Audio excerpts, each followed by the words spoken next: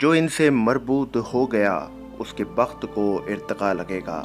ناظرین، قائد اعظم محمد علی جناح کی زندگی میں ایک ایسا واقعہ رونما ہوا کہ جس نے تاریخ کو بدل کے رکھ دیا۔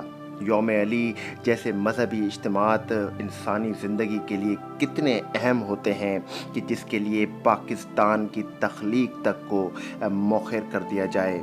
اس پر آج ہم ڈسکس کریں گے کہ یہ مذہبی اجتماعات انسانی زندگی کے لیے کیوں اہم ہے اور قائد اعظم محمد علی جناح نے اپنے عمل سے کیا ثابت کیا اور قوم کو کیا پیغام دیا جو تاریخ بن گیا۔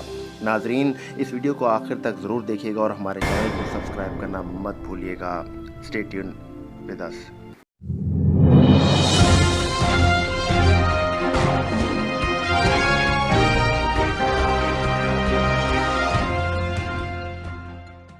بسم اللہ الرحمن الرحیم۔ السلام علیکم پاکستان، مہدی حسن حاضر ہے آج کی رپورٹ کے ساتھ۔ ناظرین، یہاں پر یوم علی تکفیری اور قائد اعظم ایک ایسا واقعہ رونما ہوا جس نے بر صغیر کی تاریخ بدل دی۔ حضرت علی کرم اللہ وجہ کی شہادت کی مناسبت سے بر صغیر میں بھی رمضان المبارک کے مقدس مہینے کی 21 تاریخ کو یوم علی کے طور پر سوگ منایا جاتا تھا۔ 1944 میں جب مہاتما گاندھی مذاکرات کرنے بمبئی آئے تو قائد اعظم محمد علی جناح نے 7 ستمبر کو حضرت علی کے یوم شہادت کی وجہ سے ملاقات کرنے سے معذرت کی اور مذاکرات 9 ستمبر کو شروع ہوئے۔ اس بات پر لکھنؤ میں مجلس احرار کے رہنما مولانا ظفر الملک بھڑک اٹھے اور قائد اعظم کو کھلا خط لکھ کر کہا کہ مسلمانوں کا 21 رمضان سے کوئی لینا دینا نہیں، یہ خالص شیعہ دن ہے، اسلام کی کسی قسم کے سوگ کی اجازت نہیں دیتا، در حقیقت اسلام کی روح سے اس قسم کے یہودی تصورات کے بالکل خلاف ہے۔ ناظرین، انہوں نے کہا کہ میں جانتا ہوں کہ آپ خواجہ شیعہ کمیونٹی سے تعلق رکھتے ہیں، لیکن آپ کو مسلمانوں پر ایک شیعہ عقیدہ تھوپنے کا کوئی حق نہیں۔ قائد اعظم نے اس خط کے جواب میں لکھا کہ یہ شیعہ عقیدے کی بات نہیں، حضرت علی چوتھے خلیفہ بھی تھے اور میں جانتا ہوں کہ حقیقت میں 21 رمضان کا دن اکثر مسلمان شیعہ سنی اختلاف سے بالاتر ہو کر مناتے ہیں۔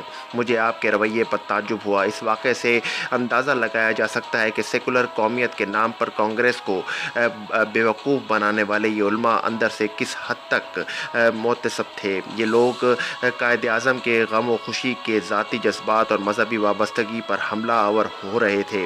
البتہ ان علماء کو عوام میں کوئی اہمیت نہیں دی جاتی تھی۔ فرنگی محل لکھنؤ سے تعلق رکھنے والے اہل سنت نے قائد اعظم کو خط لکھ کر مولانا ظفر الملک کی اس حرکت کی مذمت کی اور آپ کو مکمل حمایت کا یقین دلایا۔ ان دنوں مسلم لیگ مسلمانوں کی نمائندہ جماعت کے طور پر سامنے آ رہی تھی اور کانگریس نے اس کے مینڈیٹ کو تسلیم کر کے معاہدہ لکھنؤ جیسی کسی مفاہمت کی طرف جانے کے بجائے سیاسی یتیم علماء کا سہارا لے کر مسلم لیگ کو نیچا دکھانے کی کوشش کی۔ ان علماء نے اپنے تعصب اور تنگ نظری کی وجہ سے کانگریس کو مسلمانوں میں مزید بیگانہ بنا دیا۔ قائد اعظم محمد علی جناح ابو الاصفہانی اور راجہ صاحب محمود آباد کے شیعہ ہونے کی وجہ سے مجلس احرار اور جمعیت علماء ہند نے مسلم لیگ کے خلاف فرقہ وارانہ تعصب کی مہم بھی چلائی۔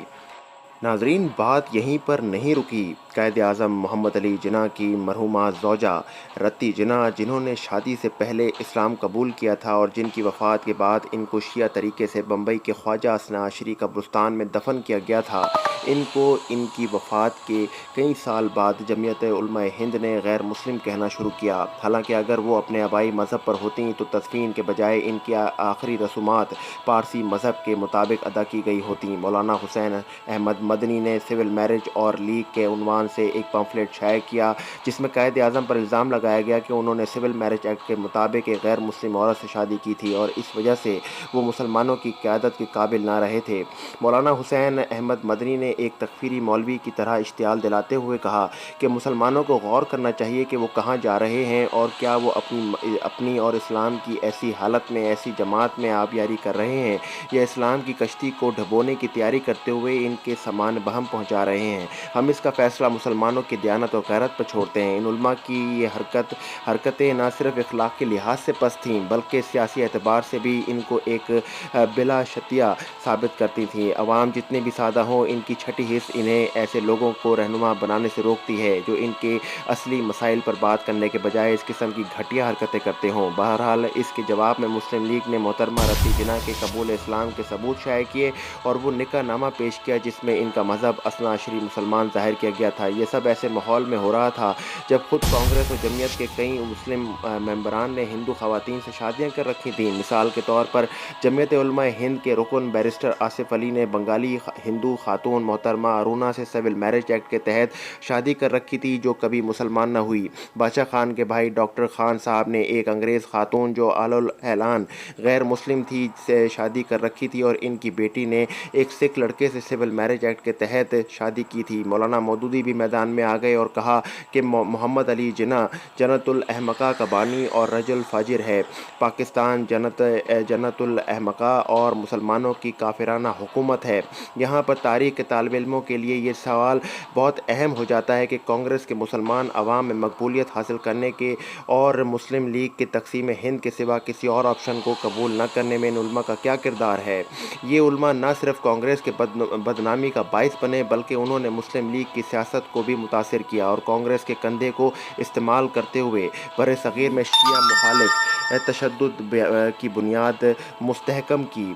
यहाँ पर यह बात अब साबित हो जाती है कि यौम अली जैसे इज्तिमात कितने ज़रूरी हो जाते हैं।